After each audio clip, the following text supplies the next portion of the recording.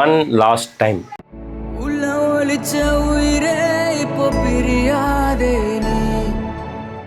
எனக்கு தெரிஞ்சு இந்த டிக்கெட்டை நான் ரொம்ப பத்திரமா வந்து வச்சுக்க போகிறேன்.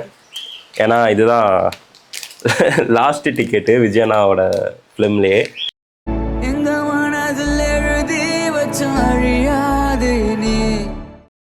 படம் என்னதான் முன்னாடியே வந்து ரிலீஸ் ஆகிருந்தாலும் தியேட்டரில் தான் போய் பார்க்கணும் அப்படின்றதுக்காகவே வந்து வெயிட் பண்ணிட்டு இருந்தோம். ஆமாம், நானும் ஒரு கிளிப்பு கூட முன்னாடி பார்க்கவே இல்லை. ஃபுல் அண்ட் ஃபுல் தியேட்டரில் தான் பார்த்தோம்.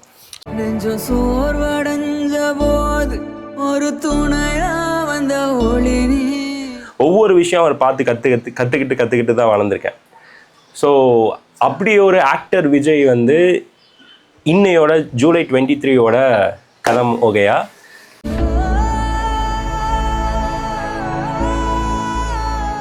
படம் ஓவராலாக எப்படி இருக்குன்னு கேட்டால், இது பகவத் கேசரி ரீமேக்னு சொல்லிட்டு ஆல்ரெடி எல்லாத்துக்கும் தெரிஞ்ச விஷயம் தான். போனால் நான் வந்து ரொம்ப கேவலமாக தான் இருக்கும்னு நினச்சேன். பட் ஆனால் அது கேசரியாக இருந்தாலும் சரி, பிரியாணியாக இருந்தாலும் சரி, உப்மாவாக இருந்தாலும் சரி, எதுவாக இருந்தாலும் பரவாயில்ல, லாஸ்ட் ஃபிலிம் போய் என்ஜாய் பண்ணிட்டு வரலாம் அப்படிங்கிற மைண்ட் செட்டில் தான் போனேன்.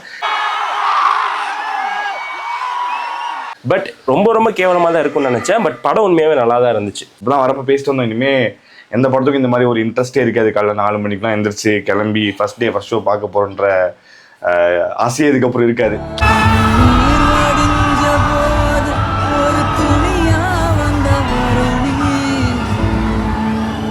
டைட்டில் கார்டு பற்றி சொல்லவே ஆகணும்.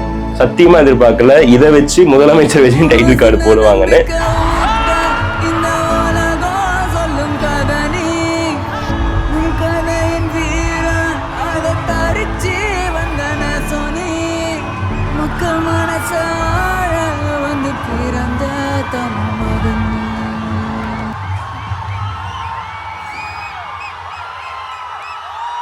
படம் முடிஞ்சு வெளியே வரும்போது ஓகே முடிஞ்சுன்னு சொல்லி பார்க்கும்போது உள்ள ஒழிச்ச உயிரே என்ன பிரியாதுன்னு சொல்லிட்டு ஒரு 2 நிமிஷத்துக்கு ஒரு பாட்டை போட்டு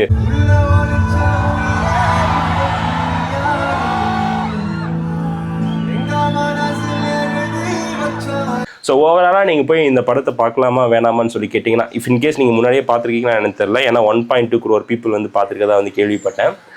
பார்த்துருக்கீங்களா இல்லையான்னு தெரியல. பட் தியேட்டர் எக்ஸ்பீரியன்ஸ்க்காகவும் தளபதி விஜய் ஃபேன்ஸ் சுற்றி இருக்கும்போது இந்த படத்தை எக்ஸ்பீரியன்ஸ் பண்ணுறதுக்காக டெஃபினட்டாக போய் பாருங்கள். ஏன்னா இதுக்கப்புறம் படம் வர போகிறது கிடையாது, முடிஞ்சிச்சு.